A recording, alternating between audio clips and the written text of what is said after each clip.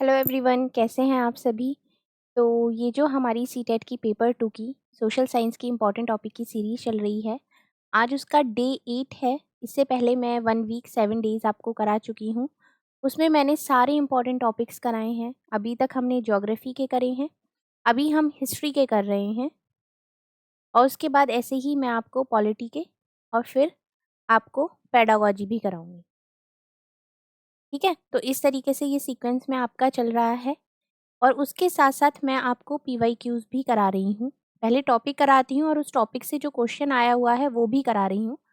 अगर आपने सीटेट के एग्ज़ाम के लिए अभी तक प्रिपरेशन स्टार्ट नहीं करी है, तो भी आप ये अगर इम्पोर्टेंट टॉपिक की सीरीज़ को देख लेते हैं और ये पीवाईक्यूज़ कर लेते हैं, तो भी आप सोशल साइंस में बहुत अच्छा स्कोर करेंगे और आपकी सीटेट का एग्ज़ाम ज़रूर क्लियर होगा। तो इस वीडियो को ज़रूर देखें, ये जो सीरीज़ चल रही है लिंक आपको डिस्क्रिप्शन में मिल जाएगा। उसी के साथ-साथ पीवाईक्यू की एक सीरीज़ 5 डे की मैंने निकाली थी, वो भी आप डिस्क्रिप्शन में से लिंक के थ्रू जाकर उसको भी आप चेकआउट कर सकते हैं। बहुत ज़्यादा डेज़ नहीं है आपके पास, तो आप जितनी जल्दी अपनी तैयारी करेंगे उतना ही आपके लिए अच्छा होगा। चलिए स्टार्ट करते हैं। आज जो हम टॉपिक करने वाले हैं उससे काफ़ी क्वेश्चंस आते हैं मेनली, तो उसको हम करेंगे। जैसे कि जब हम हिस्ट्री की बात करते हैं तो किस तरीके से शुरुआत हुई थी, किस तरीके से विलेजेस बने थे, फिर वो सिटी में हुए, फिर वो टाउन में शिफ्ट हुए और सिटी हुए। तो ये एक सीक्वेंस है जिसके बारे में आप समझेंगे। हड़प्पा के बारे में आज हम बेसिकली पढ़ने वाले हैं। यहाँ पर अगर इस मैप में देखते हैं आप, तो ये यहाँ पर आपका हड़प्पा हो जाता है, ये आपका मोहनजोदाड़ो हो जाता है और ये आपकी इंडस रिवर हो जाती है यहाँ पर। ये क्या है, map of some of the main settlements of Indus Saraswati civilisation, मतलब उस टाइम की जो सिविलाइजेशन थी, ये मैप उसको शो करता है। ठीक है, ये हिमालयाज रेंज हो जाती है यहाँ पर। चलिए देखते हैं। The vast plains of Punjab today divided between India and Pakistan, जो कि इंडिया और पाकिस्तान में डिवाइड है। सिंध भी है जो कि आज की डेट में पाकिस्तान में है। Are watered by the Indus river, वहाँ पे पानी किससे जाता है, इंडस रिवर और उसकी ट्रिब्यूटरीज से जाता है। This made those plain fertile, और इनकी वजह से जो वहाँ की ज़मीन है वो फर्टाइल होती है और उसमें खेती के लिए वो एक तरीके से फेवरेबल हो जाती है। एक further east a few millennium ago, another river, एक और दूसरी रिवर थी आपकी Saraswati, use to flow from the foothills of the Himalayas through Haryana, Punjab, parts of Rajasthan and Gujarat. ये यहाँ से, ये इस तरीके से रिवर जाती है। In this whole region from about 3500 BCE, BCE मैंने आपको कल भी बताया था, फुल फॉर्म पूछी गई थी एग्जाम में। BCE मतलब हो गया before common era, before common era. छोटे छोटे से पॉइंट से यहाँ से आपके क्वेश्चन आ जाते हैं। विलेजेस ग्रो इनटू टाउन, जो कि विलेज थे वो टाउन की तरह बने। जो कि ट्रेड था, व्यापार था, वो एक दूसरे के साथ होने लगा और जितने भी टाउन थे वो सिटी में कन्वर्ट हुए। This transition happened around 2600 BC। ये किस टाइम के आसपास हुआ, ये हुआ आपका 2600 BCE के आसपास। जितने भी आर्कियोलॉजिस्ट है give this civilisation several meanings, names. इस सिविलाइजेशन को आर्कियोलॉजिस्ट ने अलग अलग नाम दिए हैं, जैसे कि आपका इंडस हो गया, हड़प्पा हो गया, इंडस सरस्वती हो गया, सिंधु सरस्वती हो गया civilisation.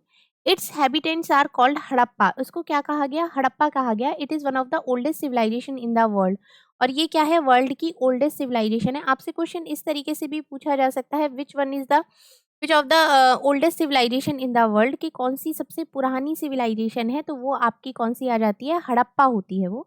This development is also called the first urbanisation of India, और इस डेवलपमेंट को क्या कहा गया, फर्स्ट अर्बनाइजेशन कहा गया इंडिया का। Archaeologist finding have shows that the Harappa grow, Harappa ने क्या क्या चीजें उगाई थी, आपका सीरियल हो गया जैसे कि बार्ले, व्हीट, सब मिलेट्स हो गए, समटाइम्स चावल हो गए, पल्सेस हो गई, वेराइटी ऑफ वेजिटेबल्स हो गए। ये यूरेशिया में सबसे पहले लोग थे जिन्होंने कॉटन को उगाया था और उससे कपड़े बनाए थे। दे मेड फार्मिंग टूल्स भी इन्होंने बनाए थे, जैसे कि प्लग होता है एकदम खोदने वाला, एक औजार होता है, वो भी इन्होंने बनाया था, जो कि मॉडर्न डेज में आज के फार्मर्स भी उसको यूज करते हैं। अगर हम 1900 BCE के आसपास की बात करते हैं तो Sindhu Saraswati civilisation despite all its achievements begin to fall apart, मतलब लगता है कि एक पतन की तरफ जो चीज जाने लगती है। The cities were abandoned one by one, एक बाय एक करके सिटीज जो थी वो खत्म होने लगी थी। इफ एनी हैबिटेंट रिमेन, जो कि रह गया था, वो रूरल लाइफस्टाइल में चेंज हो गया था environment. It appears that the earlier government and administration no longer exist. Gradually the Harappa stretched over hundreds, मतलब क्या था कि हजारों सालों तक नहीं था, हंड्रेड्स में ही था। रूरल सेटलमेंट्स हो गया था। 2 फैक्टर्स हैं इसके, जो कि जिसकी वजह से इसका ये पतन हुआ था कि किस तरीके से हड़प्पा सभ्यता खत्म हुई थी एक तरीके से। फर्स्ट इसमें आ जाता है climate change which affected much of the world from 2200 BCE के आसपास। क्लाइमेट चेंज बहुत ज़्यादा हुआ था, जिसमें कि आपका रेनफॉल था वो बहुत कम हो गया था, सूखा पड़ गया था, जिसने कि एग्रीकल्चर हो गया उसके बहुत डिफिकल्ट हो गया था उस टाइम पर खेती करना, क्योंकि पानी से ही तो खेती होती है। जब पानी ही कम हो जाएगा तो किस तरीके से होगी। जो फूड सप्लाई थी सिटीज़ में वो भी कम हो गई थी। सेकंड, जो सरस्वती रिवर थी वो सूख गई थी सेंट्रल बेसिन में। Suddenly, cities there such as Kalibangan or Banavali were abundant. They could have been other factors. Other factors और भी हैं, but these two remind us how much we depend on climate and environment for well-being. ये बहुत सारे factors तो और भी हैं, लेकिन ये 2 फैक्टर ही ऐसे हैं जो आपको बताते हैं कि जो आपका इन्वायरमेंट है, जो क्लाइमेट है, उसके ऊपर आप कितना डिपेंडेंट होते हैं। Although the cities disappear, much of the Harappa culture and technology survived and was passed on the next phase of the Indian civilization. मतलब कुछ तो खत्म हो गई थी और कुछ थी जो नेक्स्ट सिविलाइजेशन में एक तरीके से पास हो गई थी। अब यहाँ पर अगर हम देखते हैं, इंडस हड़प्पा और Sindhu Saraswati civilisation is one of the oldest of the world. Its habitant the Harappa created plant cities with efficient water management. इनका बहुत वाटर मैनेजमेंट बहुत अच्छा था. Diverse craft and a brisk trade था. A productive agriculture brought a variety of crops of the cities. The civilization eventually declined, probably because of climate and environmental changes. किसकी वजह से हुआ था ये डिक्लाइन? इन क्लाइमेट और इन्वायरमेंट चेंजेस की वजह से people return to a rural lifestyle, और वो एक रूरल लाइफस्टाइल की तरफ आ गए थे. अब इस टॉपिक से रिलेटेड जो क्वेश्चन आपके एग्जाम में पूछे गए हैं वो मैं आपको बताती हूँ. जैसे कि in which one of the following state of India the largest number of Harappa sites have been found. कहाँ पर सबसे ज़्यादा मिली है? वो है आपकी हरियाणा में. सेकंड, अगर हम क्वेश्चन देखते हैं, how did the Harappa civilisation come to an end. अभी हमने समझा था कि वो एंड की तरफ किस उससे गया था. It appears as if the rulers lost control. There could have been deforestation in the area. There were flood in the entire area of the civilization. अगर आप देखते हैं तो जो बाढ़ की तो कहीं पे भी बात हो ही नहीं रही है ना, क्योंकि वहाँ तो पानी कम हो गया था, सूखा पड़ गया था, जिसकी वजह से खेती में भी प्रॉब्लम होने लगी थी. तो अगर आप सी को हटा दें, यहाँ पे सी है, यहाँ पे, तो जो आपका आंसर हो जाएगा वो ए, बी और डी हो जाएगा. ये इसका करेक्ट आंसर हो जाएगा, क्योंकि बाकी सारे ऑप्शंस को अगर ना भी देखें, आप सिर्फ एक ही क्वेश्चन से आप अंदाजा लगा सकते हैं कि उस टाइम बाढ़ का तो कोई सवाल ही नहीं था, वहाँ तो सूखा पड़ रहा था. तो ये आंसर, ये इसका करेक्ट हो जाएगा. अब हड़प्पा ने क्या क्या बनाया था? Seal out of stone, pots with yellow design, spindle rolls made of iron, या गोल्ड वेसल्स. अगर आप देखते हैं तो इसमें आपका ए और डी, ये आपका दोनों करेक्ट हो जाएंगे. सील्स आउट ऑफ स्टोन, पत्थर से जो उन्होंने चीज़ें बनाई थी, और आपका सोने के एक तरीके से वेसल्स टाइप बनाए थे उन्होंने. तो ये आपके 3 क्वेश्चंस हैं जो कि हड़प्पा सभ्यता से पूछे गए हैं, और आगे और भी क्वेश्चंस आपसे पूछे जा सकते हैं, तो इस टॉपिक को आप ज़रूर से करें. नेक्स्ट जो टॉपिक हम करने वाले हैं वो है आपका the closer look the Cholas. Chola के बारे में अगर हम देखें, इस मैप में आप देख सकते हैं ये चोलास का साम्राज्य है. यहाँ से ही पूरा जो आपको, और ये इनकी बॉर्डर लाइन है यहाँ तक, ये इतने बड़े एरिया में इनका राज्य फैला हुआ था. The minor chiefly family known as the Muttaraiyar held power in the Kaveri delta. मतलब एक मुत्तैयार थे जिनकी एक फैमिली से बिलोंग करते थे, छोटी सी फैमिली से, और वहाँ काफ़ी उनकी पावर थी. They were subordinated to the Pallava king of Kanchipuram. Vijayalaya जो थे, जो who belong to ancient chiefly family of the Cholas, Uraiyur की चोलास से वो बिलोंग करते थे. Capture the delta from Muttaraiyar in the middle of the 9th century. उन्होंने क्या किया, 9th सेंचुरी में मुत्तैयार के जो डेल्टा था उस पर कब्जा कर लिया. He build the town of Thanjavur and temple for goddess Nishumbha Sudini there. उन्होंने क्या करा, उन्होंने थांजावुर में एक मंदिर बनवाया निशुंभ सुधनी के नाम से, वहां पर देवी का. The successor of Vijayalaya conquered neighbouring region and kingdom grow in size and power. और वो क्या करते थे, विजयल्ला सफलता की सफलता उन्हें मिलती चली गई, और जो उनका साम्राज्य था वो आसपास में काफी ग्रो हो गया. The Pandyas and the Pallava territories of the south and the north were made part of this kingdom. मतलब आप देख सकते हैं कि साउथ में पल्लवा टेरिटरीज हो गई या नॉर्थ में आपका हो गया, यहाँ तक उन्होंने अपना राज्य फैला लिया था. जो राजा राजा वन थे, consider the most powerful Chola ruler. Raja Raja one को सबसे ज्यादा पावरफुल चोला रूलर कंसीडर किया जाता था. Became king in 985 and expanded control over most of these areas. उन्होंने आसपास के काफी एरियाज पर कंट्रोल भी किया था। He also recognise the administration of the empire. राजा राजा सन जो थे Rajendra one continue his policies, उन्होंने उन्हीं की पॉलिसीज को कंटिन्यू रखा। Even invaded the Ganga valley, Sri Lanka and countries of south east Asia, developed a navy for these expedition. और उसके लिए उन्होंने नेवी भी तैयार करी थी इसको आगे बढ़ाने के लिए। अगर आप यहाँ पर देखते हैं the big temple of Thanjavur and Gangaikonda Cholapuram built by Raja Raja के द्वारा ये बनवाया गया था एंड राजेंद्र के द्वारा और आर्किटेक्चरल एंड स्कल्पचरल मार्वल से ये बनवाया गया था। इस तरीके के टेम्पल्स आपको बहुत देखने के लिए मिल जाएंगे उधर की side. Chola temples often became the nuclei of settlements which grow around them. These were centers of craft production. ये सिर्फ मंदिर ही नहीं होता था उस टाइम पे, एक सेंटर था क्राफ्ट का। Temples were also endowed with land by rulers as well as by others. ये क्या करते थे कि ये जो मंदिर की जमीन होती थी या तो वही देते थे या बाकी लोग देते थे यहाँ पे मंदिर बनवाने के लिए। The produce of this land went into maintaining all the specialists who worked at the temple and very often lived near it. मतलब जो लोग इस मंदिर में रहते थे या उसके आसपास रहते थे वहां पे इनकी बहुत सारी उनको मेंटेन वो रखते थे और काफी जिस चीज में वो स्पेशलिस्ट थे। अब अगर हम आगे देखते हैं, प्रीस्ट हो गया या गार्लेंड मेकर हो गया, कुक्स हो गए, स्वीपर्स हो गए, म्यूजिशियन हो गए, डांसर्स हो गए, इस तरीके के लोग वहां पर मंदिर में काफी जो एक तरीके से इन्वॉल्वमेंट रहता था। सिर्फ पूजा के लिए मंदिर वो नहीं जाते थे। In others word temple were not only place of worship. मैंने जैसे भी बताया कि वो सिर्फ पूजा का स्थान नहीं था, सेंटर ऑफ इकोनॉमिक भी था, सोशल भी था एंड कल्चरल लाइफ में भी वो सारी चीजें इस टेम्पल्स में होती थी। Amongst the craft associated with temples, the making of bronze image was the most distinctive.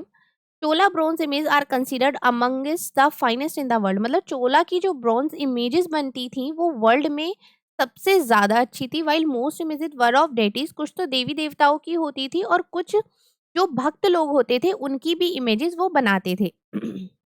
अब इससे क्वेश्चन किस तरीके से आया था, जैसे कि हो गया Chola temple were the hub of religious social and cultural life. बिल्कुल करेक्ट है, आपने अभी पढ़ा। Chola bronze images were of deities but sometimes also of devotee. मतलब वो देवी देवता की तो बनाते ही थे, साथ ही साथ वो किसी भक्त की भी इमेजेस वो बनाते थे। तो both the statements are true and A is B is the correct explanation of A. इस तरीके से क्वेश्चंस आपके आ जाते हैं। तो आपको टॉपिक के बारे में नॉलेज होना बहुत जरूरी है, उससे रिलेटेड फिर अगर क्वेश्चन कहीं से भी आता है तो आप कर ही देंगे। अब एक और यहाँ से क्वेश्चन आया था, उसका मैंने छोटा सा टॉपिक यहाँ पे लिया है, तारीख और त्वारीख करके।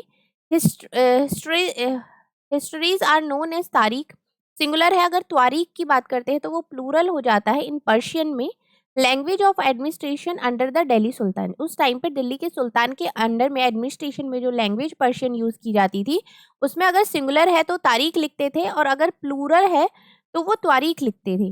The authors of tawarikh were learn men, secretaries, administration, poet and courtiers who both recounted events and advised rulers on governance, emphasized the importance of just rule. मतलब ये जो तारीख लिखते थे वो काफी लर्न पर्सन होते थे, जैसे कि आपका सेक्रेटरी हो गया या एडमिनिस्ट्रेटर संवेदना या पोइट हो गए। मतलब ये काफी इवेंट को भी रिकाउंट करते थे और काफी इम्पोर्टेंट थे, एम्फेसाइज करते थे। आपकी गवर्नेंस हो गया या रूलर्स हो गए, उन सब में। Keep the following additional detail in mind अगर हम रखते हैं तो पहला किसमें आ जाता है, the author of Tariq lived in cities. Mainly वो सिटीज में ही रहता था, जैसे कि दिल्ली हो गई। हार्डली कभी वो विलेज जाता था। They often wrote their historians of sultan in the hope of rich rewards. मतलब वो क्या कहते थे, अपने सुल्तान के बारे में बहुत अच्छी अच्छी बातें लिखते थे जिससे कि सुल्तान उनको रिवॉर्ड दे। जैसे कि सुल्तान के बारे में कुछ अच्छा सा लिखा तो सुल्तान ने अपनी रिंगी उतार के दे दी इनाम में, लो आप ले जाओ। तो इस रिवॉर्ड को पाने के लिए वो अच्छा अच्छा लिखते थे। तीसरा इसमें क्या था, the authors advise rulers on the need to preserve an ideal social order based on bright birth right and gender distinctives. Their ideas were not shared by everybody. उनके जो आइडियाज थे वो हर किसी के साथ शेयर नहीं किए जाते थे। क्वेश्चन क्या पूछा गया था आपसे ये मैं आपको बताती हूँ। The authors of Tariq during the Delhi Sultan advised on preserving an ideal social order based on birthright and gender distinctives। ये रहा यहाँ पर आपका करेक्ट हो जाता है ये। दूसरा है their ideas were shared by everybody। नहीं, इस लाइन में आप देख सकते हैं their ideas were not shared by everybody। तो इसके हिसाब से आपका A is true हो जाता है और B आपका false हो जाता है। तो ये क्वेश्चन आपका इससे आया है। अब मैं क्या कह रही हूँ कि जितने भी आपके पीवाईक्यूज हैं जो अभी हुए हैं आपके, उनसे क्वेश्चन निकालना, फिर वो क्वेश्चन किस टॉपिक से आया है उस टॉपिक को और उस क्वेश्चन को मैं आपको करा रही हूँ कि अगर आपको एक बार टॉपिक समझ में आ गया ना, फिर क्वेश्चन ये आए या कोई और पूछा जाए, आप उसको बहुत इजीली अटेम्प्ट कर सकते हैं। एक और टॉपिक आया था रजिया सुल्तान से, जो एक मिहाज अस सिराज हैं, उन्होंने लिखा आपके रजिया के बारे में, what are the important females rules of India did. जितनी भी और फीमेल रूलर्स रही हैं उन्होंने क्या किया, जैसे कि Minhaj us Siraj thought that the queen's rule went against the ideal social order created by God. मतलब भगवान ने जो बनाया हुआ है, जो क्वीन होती हैं, जो राज करती हैं, वो उसके अगेंस्ट जाके करती हैं, in which women were suppose to be subordinate to men. He therefore asked, उन्होंने पूछा, in the register of God creation, मतलब अगर हम गॉड क्रिएशन के रजिस्टर में देखते हैं, since her account did not fall under the column of men, मतलब मेन को ज्यादा इंपॉर्टेंस दी गई है एक तरीके से। How did she gain from all her excellent qualities, मतलब उन्होंने कहाँ से किस तरीके से ये सारी क्वालिटीज गेन करी।